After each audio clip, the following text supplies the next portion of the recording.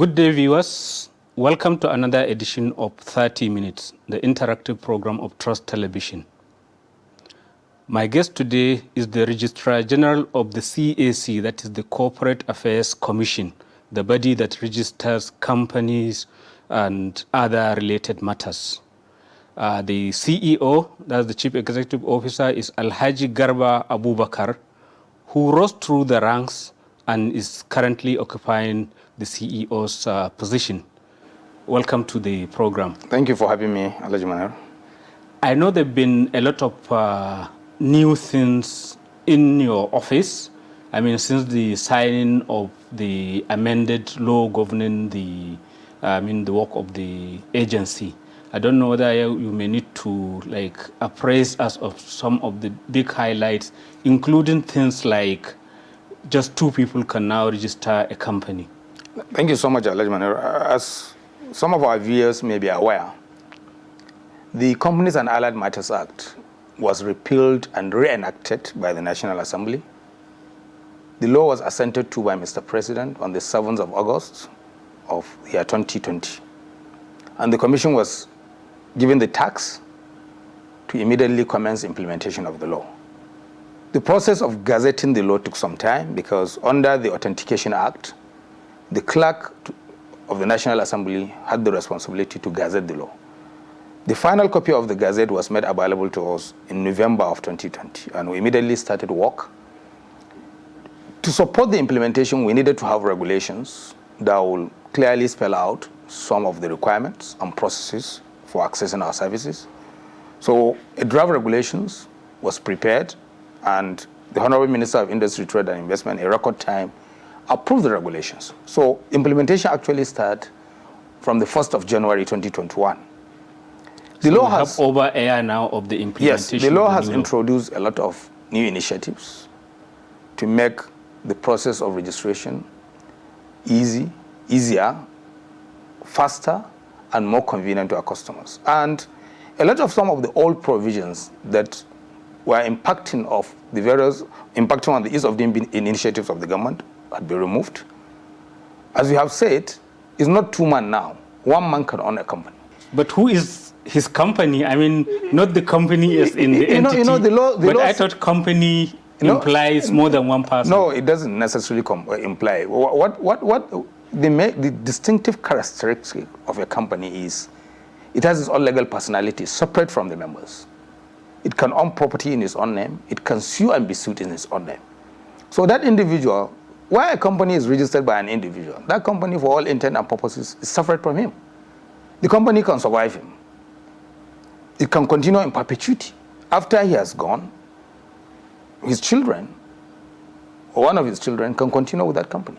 So that's the whole essence. If a property is being held by that property can remain in the name of the company forever. And for as long as the company is surviving.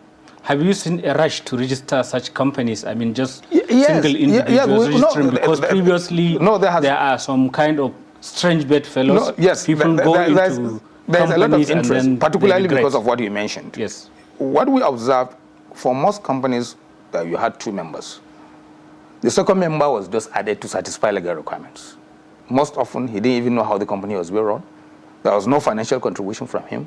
But people were being forced to add another name to the company to satisfy the legal requirements. With this option now, an individual can register his own company directly. He doesn't need anybody. Where you have issues, particularly where family companies, where a husband had to add his wife into the company. And children in some instances. Particularly wife. When the relationship goes sour, it becomes an issue. And he can remove her, because one person cannot remove the second person, except for on account of natural causes like death. So that is the first thing. Other areas has to do with the introduction of 2 new legal entity types, limited partnerships and limited liability partnerships. These are new legal entities that have been added. It is separate from the regular company. From what we had, companies, business names, and incorporated trustees. We now have limited partnerships and limited liability partnerships. So these are additional options for entrepreneurs or professionals that want to enter into partnership arrangements. They can use limited partnerships. A lot of law firms are doing that. Then, to support the full implementation of the law, the Commission now developed a new registration application. The company registration portal was completely rebuilt to allow customers to transact with us from anywhere. That was the time that people were complaining that you are not registering, that you are down, and there are all sorts of claims. The complaint was actually as a result of COVID restrictions. When the first lockdown was announced, it was sudden. We couldn't treat all the pending applications that were before us because our staff were asked to go home. At that time, there was no system in place for us to work from home. So all the applications were manually filed. We had to leave them in the office. By the time government announced the easing of the lockdown, not all staff were recalled because government said only level 14 and above. And the percentage of level 14 officers compared to the total workforce was less than 25%. You can imagine, new applications were coming in. You had pending applications before the lockdown. And there was even restriction on the number of people that can come to your premises. So all these issues created a lot of problem for us. We couldn't cope. We couldn't clear those applications on time. New applications were coming in. Customers cannot visit in the manner they used to do. So we had to think out of the box and introduce mailing system. Customers were now asked to submit their applications through designated courier companies. Of course, some of them were used to come into our offices. There was resistance, but we stood our ground and said, no, this is the way to go. We cannot endanger the lives of our staff. Because of COVID, government said there should be limitation on the number of people in any premises. So, and we made it clear to them that that was an interim measure. And it's now repealed. The whole thing has changed. From anywhere in the world, you can register your company. You don't need to visit CAC. You can sit in your home or your office, log into your system, create an account, either an individual or an accredited customers, submit your information, and we'll register and send the certificates to you. All you need to do is to open your dashboard, and you can see the certificate. If you want to download it and print, you print it. If you don't, you save it in your device, and you are set to go. How long does a usual process, how long does it take? In fact, from beginning to end? Most applications take less than 1 day. If you submit a name, I can assure you, even today, I cleared some restricted names for approval. We work 24/7. We have provided devices to our staff. Even on Christmas Day, on Salah Day, our staff are working. So we don't have weekends any longer. Staff outside close of work, staff at their own convenience, they open their systems and they approve. So what would be the explanation if, for example, after this interview, I try to register and it doesn't happen within 24 hours? What could be the reason for that? No, that is not possible, except where the application is queried. If you do not meet all our requirements, we'll not register. What do you need to register? I mean, since people are doing it remotely, you have to upload certain documents, or what? No, the only thing you need to upload maybe your means of identification. Every other thing, the memorandum, you just type out your objects. The articles are there, except if you want to modify the model articles. You can adopt what is there. You fill out your details, the names of the shareholders, the names of the directors, their means of ID. That's what you need to upload, because we are at the verge of integrating our own application with the National Identity Management Data. Yes. Yeah. So once that is done, for Nigerians, all we require from you is your NIN number, and other information can be validated. So you may not even need at that stage to upload any means of ID. So if you don't have any NIN, it means you can't register a company. But the present system is you have to upload either the data page of your passport or your driver's license or your national ID card. Once you upload, and we are satisfied that the information corresponds with what you keyed in as your name and other particulars, then we'll go ahead and approve. And the objects must be registrable. Because if your objects are contrary to public policy, if you are out to promote illegal activities or other things that are not allowed by law, will not register you. I know in the past, lawyers have just some standard things that you see all companies end up doing more or less the same thing. And then there are instances where people ask, how come a general merchant is now into oil? Well, I think the law has even taken care of that, because what the new law says is that a company shall have unlimited capacity. Unlimited? Unlimited. Just like an individual. There is no limit to what you can do as an individual, provided it is according to law. You may decide to be here today. Tomorrow you may decide to be in another trade, provided it's allowed by law. So that is the analogy under the new law. A company should have unlimited capacity. So a company can engage in anything. But there are companies in certain sectors that are limited to this specific activity in that sector. If CBN is giving you a license to operate maybe a microfinance bank, you cannot combine that with other activities that are not banking related. So for those category of companies, they have to limit their objects. But regardless of what you include as your objects, with what the law says, you can delve into other activities. So for example, you've registered a groundnut oil processing and selling company. You can now go into crude oil and refining. Well, it depends. Oil and all of that. It depends because people are still digesting this law. Some regulators will still insist that they must see it clearly in your objects. Where such circumstances arise, then all you need to do is to alter the objects, to add those particular clauses. But the law has taken care of that. In fact, in some countries, like UK, you don't even register your objects. You only submit the articles. So it's assumed that as a company, you can operate, you can do anything according to law. Is there an upsurge of registration of companies now since the new law took effect, or it is more like the same pattern, maybe 20 registered every week, and is continued with that trend? No, the pattern is the same in the sense that there is actually no surge in the number, but people are taking advantage of the new options for limited partnerships or limited liability partnerships. These are new arrangements. People that could not register such kind of businesses before are coming to register it. But for companies, the trend is the same. We register an average of 2,000 companies every week. But our emphasis now is not just enough to register. You must do what the law says you must do. You have to file your returns. So if you check our site, our website, you will see that we have categorized companies into active or inactive. Companies that have filed their returns up to date, they're active. Those that have not filed returns up to date, we've classified them as inactive. And this is creating a lot of problem for most of them, because if you apply for a visa using your company account, no embassy will give you that visa until you update your records with CAC. Hitherto, companies that are actually in operation, that are making money every day, they don't bother to file returns with us, because there was no way of a third party knowing whether that company is active or not. With the new system and with the public search window now available free of charge to our customers, if you go to search.cac.gov.ng and you enter the name of any company in Nigeria, you can see the name, the date of registration, the registration number, and the address. And if that company is registered from 3rd January or has filed returns since 3rd January of this year, of last year, then you can see the beneficial owners, because beneficial ownership information is one thing that is available free of charge. In line with the various commitments. The shareholders, people yes, the shareholders, the ultimate beneficiaries. Yes. We call them persons with significant control. These are measures to support the anti-corruption initiative of the government. So that at a glance, anybody will know who are the ultimate beneficiaries of these companies. We'll now take a short break and resume the conversation shortly.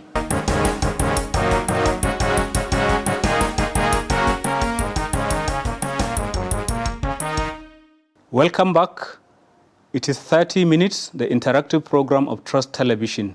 And my guest today is Alhaji Garba Abubakar, the Chief Executive of the Corporate Affairs Commission, the CAC, that is the body that registers companies and other such bodies. Before we went on this break, you were telling me of all the new things and the ease of doing business that your your office has engendered. I don't know, is the old arrangement of one-stop shop, especially for non-Nigerians, that's the one that is coordinated by the Investment Promotion Commission, is it still active? Yes, we still have a desk at the NIPC, and I believe other agencies also have desks. You know, for foreigners that are coming to do business in Nigeria, registration of company is just one element. After the company has come into existence, you may need to process expatriate quota, you may need capital importation and other things. So the essence of the one-stop shop is you don't have to move from one agency to the other. all the relevant agencies have desks in that place. Yeah. So your application, you just route it to the next table, and they will attend to you. But for us, we've taken it to a level where even our desks in NIPC. It's a virtual desk, you want to say? Yes, cannot do anything for you because you can register before even coming into Nigeria. And from anywhere in the world, you can initiate, get registered. When you come, then you can visit that desk to process other applications. But for us, we have made it much easier for everybody. Initially, the complaint was, why do we have to pay for courier service to send documents to you and to receive those documents back? We said, well, these are your documents. We have saved you the cost of buying fuel or taking a taxi. Coming physically. So we said, this is a stopgap. We are taking it to a level where you don't even have to go to any courier company to pick your documents. And we kept to our words. By 3rd January, the first company on this application was registered. And since then, customers don't need to come to us. The implementation has been gradual, but everything was achieved within the same year. Post-incorporation services, it's one thing to register. After registration, you may have to file your returns. You may want to change your directors or increase your share capital. Initially, when we started, not all the processes were onboarded, but as we speak, all the processes are available online. Everything is available online. Including filing of returns. Filing returns, everything. Increase in share capital, right. Certified true copy of certificate, allotment of shares, everything is there. So all you need to do is use your own, and we have simplified to the extent that some of the strict requirements that we used to insist on before, like somebody has to sign these documents, we have dispensed with most of these things. So the strict requirements before now that you must sign this, you must sign that, and we have to take the physical file and begin to compare the signatures. We are not signature experts, but we are forced to do that.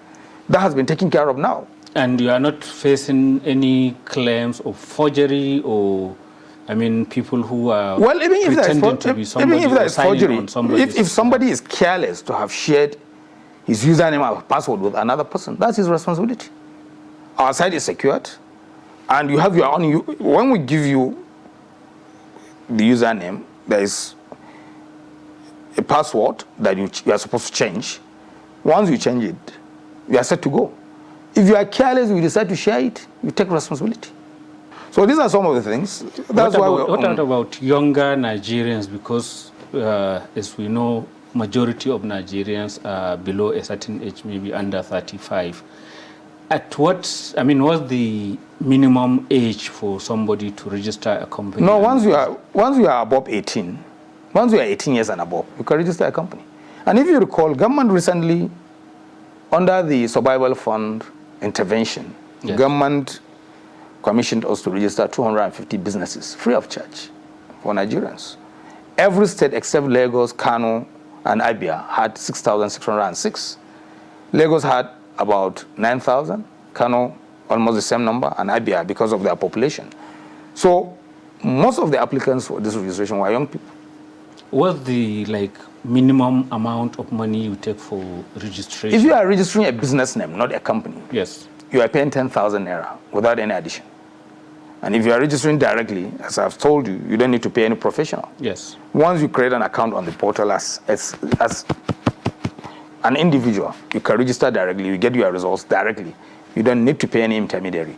If you are registering a company with 1 million share capital, you are paying CAC 10,000 naira. You are paying stamp duty 7,500 naira.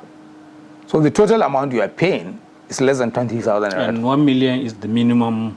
No, the minimum is 100,000, but right, but the fee is the same. Right. Any amount less than 1 million attracts 1 million below attracts a fee of 10,000 naira.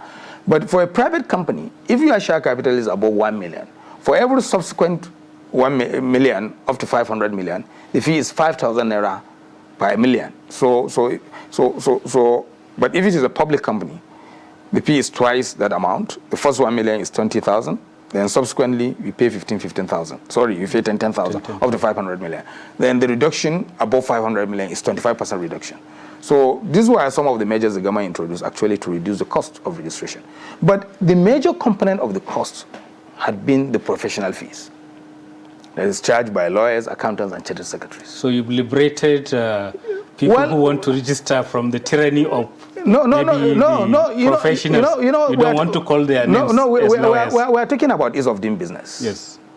If you want this thing to be available to any interested person, then you have to open the field. Not everybody can afford to engage the services of a lawyer. There are people, even if you ask them to do it, they don't have the time. But they have the resources to pay lawyers. But an ordinary person, they may not even have the capital. They may have to borrow to even pay the registration fee. Why must we insist that such a person should go through a lawyer or accountant or chartered secretary? But still the lawyers are doing business because, as you gave the example, the business of a lawyer is, registration is just one element. The actual legal services is after registration. The company may need legal advice. They may need to enter into agreements. A lawyer will be engaged to prepare these agreements. So this is where the role of the lawyer comes in. But company registration is more or less clerical. We've also sensitized. We have a multimedia on our website that takes you through the whole gamut of the application from beginning to the end. It guides you through how to create an account. But still your website is slow because sometimes when you, just recently I was trying and it says, wait for 5 seconds or whatever. 5 seconds. 5 seconds is fast. Yeah. It's fast. Well, I don't know what you wanted to check. Sometimes the connection may be from one end.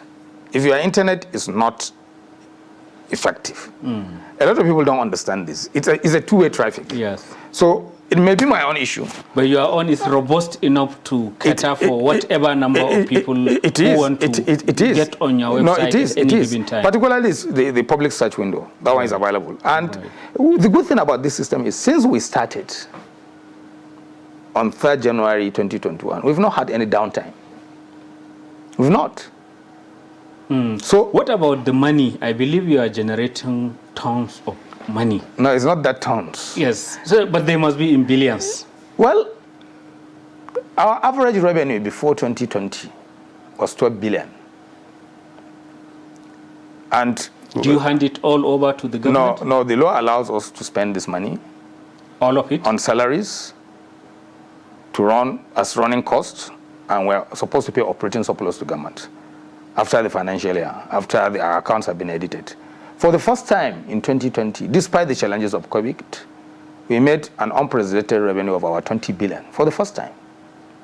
And how much did you remit to government? We remitted, the assessed operating surplus was about 4 to 5 billion naira. We have paid about 3 billion out of that. So we'll soon pay the balance. But that's a far cry from what JAM remits, because JAM is almost like once a year kind of activity organization. No, you see, we have a difference with JAM because we have offices in all the 36 states.